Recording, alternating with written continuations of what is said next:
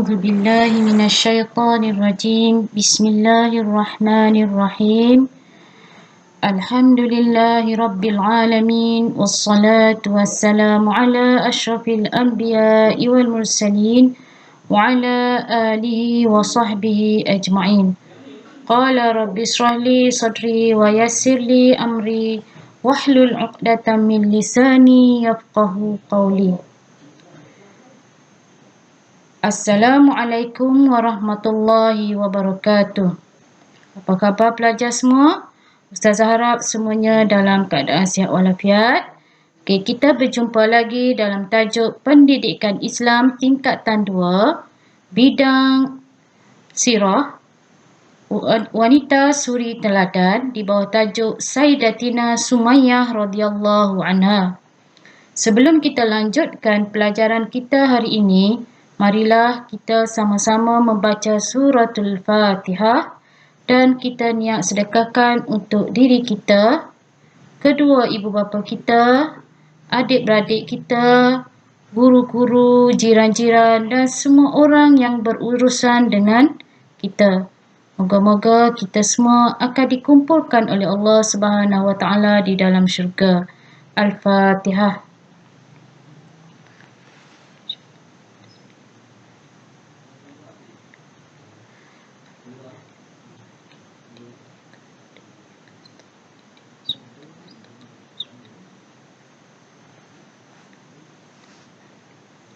Amin, amin. Okey, kita teruskan.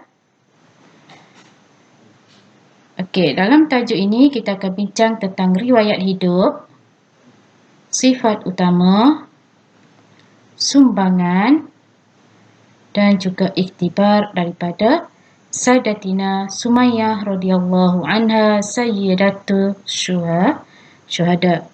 Okey. Kamu semua akan bersama-sama dengan saya, Ustazah Nur Ariza.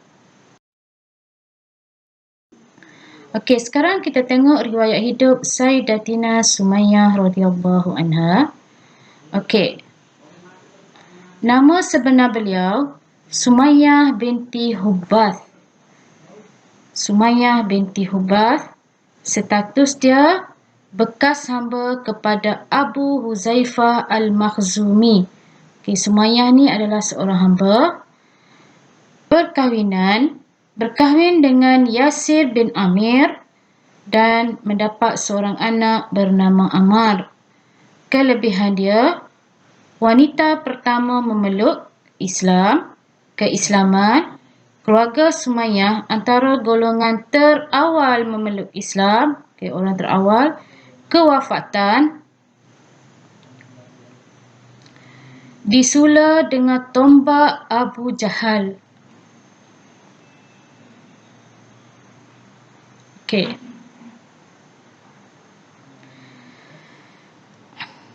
Sesiapa yang ada kesempatan boleh cari buku tentang Sumayyah, cerita tentang Sumayyah.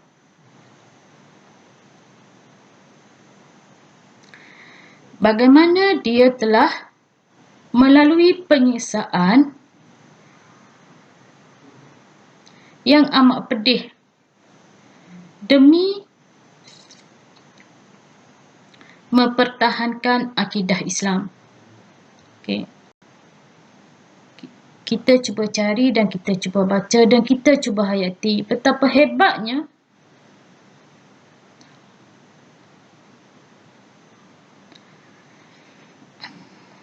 wanita bernama Sumayyah ini.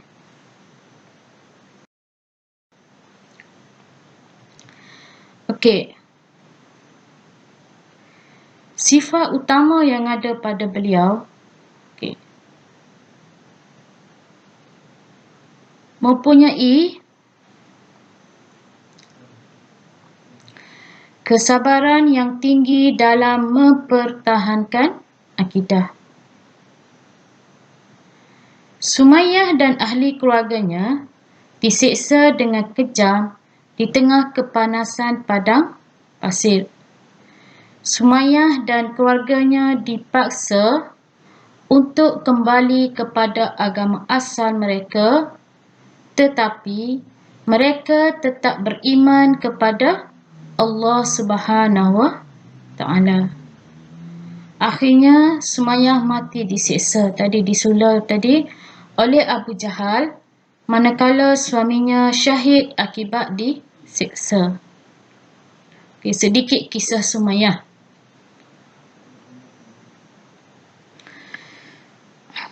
Yang boleh saya kongsikan, bagaimana bentuk penyiksaan yang dia terima daripada Abu Jahal.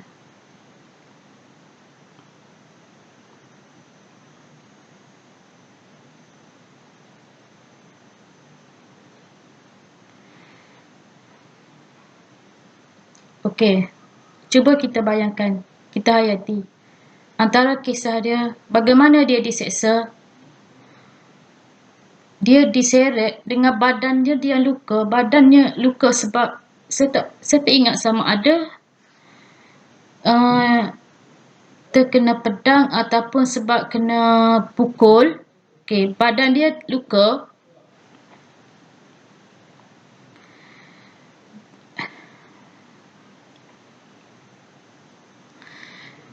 Dan dia diseret di tengah-tengah panas padang pasir tu, di atas padang pasir, diseret dengan kuda. Bayangkan. Bagaimana keadaan Sumayyah? Kudrat seorang wanita yang diseksa.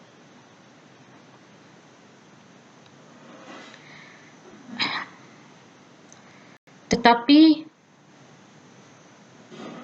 beliau memang seorang yang hebat. Allah pilih dia sebagai seorang yang hebat untuk mempertahankan akidah. Sehingga beliau meninggal dunia sebagai seorang syahid yang pertama dalam Islam. Selepas itu diikuti oleh suaminya.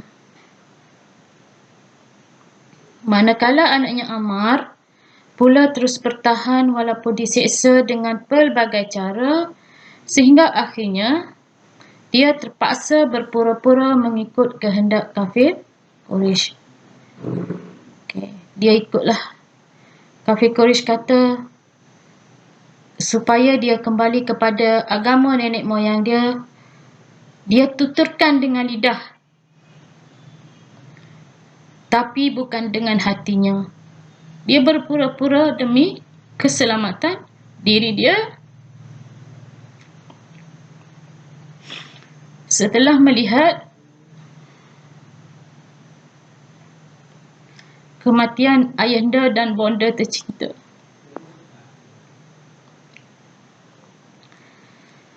Dalam kes ini, terdapat rusah dalam penyataan iman ketika ditindas sebagaimana yang berlaku pada Ammar ni lah. Firman Allah Subhanahu Wa Ta'ala yang bermaksud, sesiapa yang kufur kepada Allah Subhanahu Wa Ta'ala sesudah ia beriman, maka baginya kemurkaan dan azab dari Allah Subhanahu Wa Ta'ala. Maksud kufur di sini bukan kufur pada lidah seperti Ammar tadi, kufur hati, perbuatan dan semuanya lah. Kecuali orang yang dipaksa melakukan kufur sedangkan hatinya tenang, tenteram dengan iman. Allah bagi jaminan dalam surah An-Nahl ayat 106. Jika ditindas, boleh ditindas atau dipaksa melakukan kufur, dia buat macam Ammar ni tetapi hatinya masih tenteram dengan iman, itu dibolehkan. Rusah dalam penyataan iman ketika ditindas. Sumbangan beliau. Sumbangannya menjadi contoh dalam mempertahankan agama Islam, terutamanya bagi wanita-wanita Islam. Kita pada hari ini menghadapi banyak dugaan, cabaran. Kita memang dalam keadaan aman, tidak sebagaimana zaman Sumayyah, tetapi cabaran kita lebih hebat juga, tidak kurang hebatnya di zaman teknologi ini. Hari ini wanita kembali menjadi sebagaimana zaman jahiliyah. Kita kena fikir di situ bagaimana keadaan wanita pada hari ini kembali menjadi wanita zaman jahiliah. Wanita menjadi jahiliah moden. Kehidupan wanita diperkotak-katikkan. Kita mengaku beragama Islam, tapi pada masa yang sama kita melakukan kejahilan. Daripada Sumayyah juga sanggup menggadaikan nyawanya untuk Islam, diseksa dengan begitu hebat, dengan begitu teruk, tapi tetap mempertahankan agama Islam. Yang ketiga, memberi imej yang baik dalam memperjuangkan akidah Islam. Hari ini cuba kita tanya diri kita, kita tanam azam dalam diri kita untuk kita menjadi sehebat Sumayyah. Dengan macam mana cara dia? Kena faham betul-betul agama Islam. Belajar betul-betul, faham betul-betul dan amalkan dengan betul-betul. InsyaAllah kita akan tergolong dalam golongan sebagaimana Sumayyah. Iktibar daripada kisah Sumayyah ni, kita adalah menghargai akidah dan iman yang kita dah milik sekarang. Akidah, kepercayaan kita, iman, keyakinan kita yang kita dah milik hari ini, kita kena jaga betul-betul, hargai betul-betul, jangan sesekali rosakkan. Yang kedua, memelihara iman daripada perkara yang boleh merosakkan. Kena selalu ingatkan diri kita. Kena selalu tahu, kena selalu ambil tahu apa perkara yang boleh merosakkan iman. Sama ada dengan lidah kita, perbuatan kita, hati kita. Tegas, yang ketiga tegas menegakkan kebenaran. Walaupun pahit, perlu ditegakkan. Kita di sini maksudnya kita kena ikut kata Allah, bukan kata manusia. InsyaAllah kebenaran akan berada di pihak kita. Yang terakhir, bercita-cita untuk mati syahid. Kena ada cita-cita ni, kena tanam azam untuk mati syahid. Bagaimana Allah nak jemput kita untuk mati syahid? Itu adalah kerja Allah, bukan kerja kita. Menanam cita-cita untuk mati syahid, itu kerja kita. Macam mana belajar? Sampai sini saja tajuk kita untuk Sayyidatina Sumayyah radhiyallahu anha, merupakan penghulu para syuhada. Semoga kita semua dapat memahami, dapat menghayati dan dapat mengamalkan kehidupan sebagaimana kehidupan Sayyidatina Sumayyah radhiyallahu anha. Sekian itu dahulu daripada saya. Apa yang baik daripada Allah Subhanahu Wa Taala, apa yang kurang adalah kelemahan diri saya sendiri. InsyaAllah kita akan berjumpa untuk tajuk-tajuk yang akan datang. Wabillahi taufiq wal hidayah. Wassalamualaikum warahmatullahi wabarakatuh.